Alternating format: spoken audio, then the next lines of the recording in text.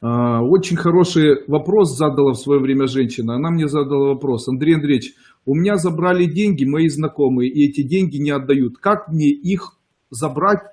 Но я при этом долгое время ставила программы, и эти программы у меня, получается, программы обогащения, они у меня не сработали. Теперь я могу сказать, почему у нее эти программы не сработали. Потому что, когда она ставила программы, она не знала, что не нужно кого-то обвинять, а ведь когда она хотела забрать деньги, она в своих каких-то неурядицах обвиняла тех людей, которые забрали у нее деньги. Правильно? Тогда программы на отдачу этих денег с нею не будут работать. Почему? Потому что этот элемент веры, надежды и любви, он очень подходит к объяснению того, почему не выполняется желание или почему ничего в жизни не происходит. Я могу вам сказать, что в случае, если эта женщина не будет хотеть забирать деньги у тех людей, которые у нее заняли эти деньги, то тогда те деньги, которые она заняла, она же их заработала, эти деньги принадлежат ей, фактически это ее энергия. Если она не будет ожидать получения денег от тех людей, которые у нее заняли, то тогда ей мир внешний даст эти деньги только другим методом или другими ресурсами. Таким образом, если она отпустит и скажет: мне все равно, отдадите, не отдадите, то она получит в ближайшее время доход или прибыль, непонятно с чего, даже, возможно, найдет или выиграет эти деньги, которые будут иметь такой же объем, как если бы она забирала. А вот забрать она, скорее всего, не сможет. Почему? Программы мешают. Почему люди не могут очень часто продать недвижимость или дом? Этому объяснение тоже есть. Я очень часто говорю на своем семинаре «Магия денег». Я говорю о том, что в случае, если вы планируете с тех денег, которые вы заработаете от продажи, что-либо сделать, то тогда у вас продажа не осуществится. Почему? Потому что вы не успели деньги заработать, а их уже на что-то потратили. Тогда, если вы на что-то потратили, вы их в настоящем времени уже не заработаете. Наша школа основана на элементе сознания или осознания времени. Мы очень плотно относимся к времени и начинаем понимать, как время работает. Не имеет значения, когда вы эти деньги потратили. Если вы эти деньги потратили мысленно в будущем, то тогда по-настоящему в настоящем они не заработаются.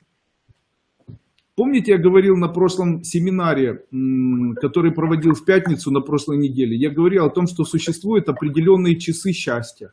Эти определенные часы счастья являются бензином для нашего бизнеса.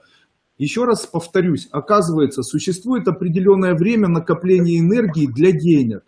В случае, если человек хочет, чтобы его бизнес процветал, то он должен знать это. В случае, если у вас есть бизнес, это автомобиль, этому автомобилю нужно топливо. Этим топливом являются те чувства, хорошие чувства, которые человек накапливает исключительно с 6 часов вечера до 11 часов вечера.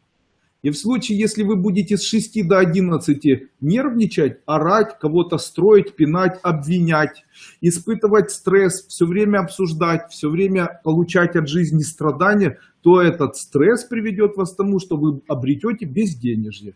А в случае, если вы с 6 до 11 часов вечера будете слушать приятную музыку, я не знаю, отдыхать, лежать, рисовать, что-то приятное читать, возможно, что-то приятное есть. Возможно, у вас в этот момент не будет тревожности, скандала, переживаний, и у вас будет вера в то, что будет все хорошо, то в этот момент у вас будет очень хорошая жизнь на второй день. Почему? Вы накопите ту духовную энергию, которая зальется вам потом в ваш бизнес и будет с вами работать.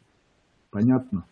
Естественно, мне очень легко говорить, я умен, я богат, я красивый, здоров, знаете, и мне, наверное, легко говорить об этом. Как же те люди, которые и не богатые, и некрасивые, и, наверное, больны, и как же этим людям справляться с чем-то?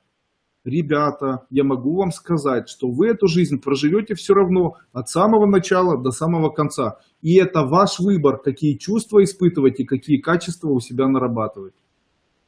Разве это сложно перестать обвинять? А ведь люди очень часто начинают всех вокруг в чем-то обвинять. Эти виноваты в этом, жеки виноваты в жеках, это виноваты еще в чем-то, это виноваты в этом. Президенты виноваты в этом, люди виноваты в этом экономика виновата, в этом жена виновата, ты мне сказала это, ты виновата, ты мне сказала это вина твоя и так далее. То есть каждый ищет постоянно виновного человека. Сначала вы ищете виновных или виноватых, после этого начинаете осуждать тех, кто виновен или виноват, и после этого в вашей жизни не получается то, что вы хотите.